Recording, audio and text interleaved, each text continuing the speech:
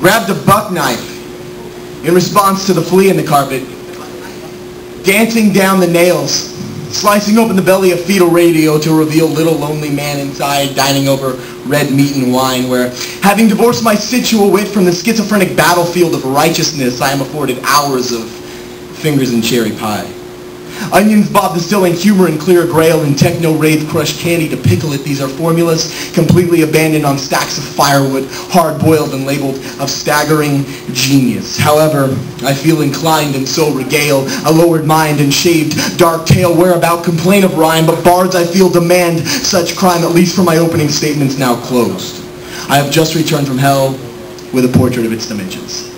Came into a staring stupor, clutching a glass of Cabernet, and demanded a year upon sniffing the bowl, and the ferryman demanded a pair of coins. I said, first, your name. But jingle ripped from my grasp by silver humor dry as bone, rapping on the meter which appeared at river's edge and beckoned me turned to colonial house with 6 windows, 6 dancing maidens, and 6 silent dogs, frozen on the brittle man whittling to the nimble fingers of weeping strings on the wraparound porgy screams. I went down to the crossroads, masking my delight of sight with contempt for the placement of 2 African-American corncob demons on a wooden porch singing the blues chimed. Got down on my knees, pretending not to listen, until startled that above my tapping toes was a small man measuring my inseam.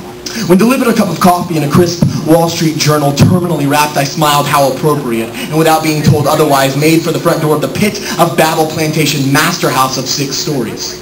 Knob turned and door cracked. To amplified festival and chandelier vaulted entry teeming with servants, fire dancing raconteurs and the market promise of brain-fed pork. To my left, a group of American girls swaying to the accent of an Englishman whose name tag reads not Jack. To my right, a little person asking me to piss in a cup and process. Sat me in a barber's chair and went to work on the shave, before stand, before mystic tan, before a piano concert over tea. Gave me an empty guitar case and said, walk, don't run. All who saw must have thought me an artist, for the painter started painting, the drummer started roll. Groupies came from below the row as poets grabbed their bowl.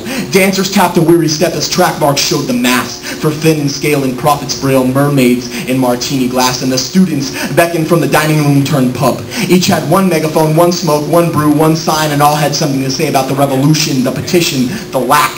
Draped me into the dark of ages past, solidified my gaseous mind with ink on the lock contracted for tribal reservation. I climbed the stairs and pinched the winch, consider that I now possess a cup of coffee, glass of wine, the journal under my arm, a close shave and a mystic tan, an empty guitar case on my shoulder, a head full of individualists, and a cough from the smoking student body of hell.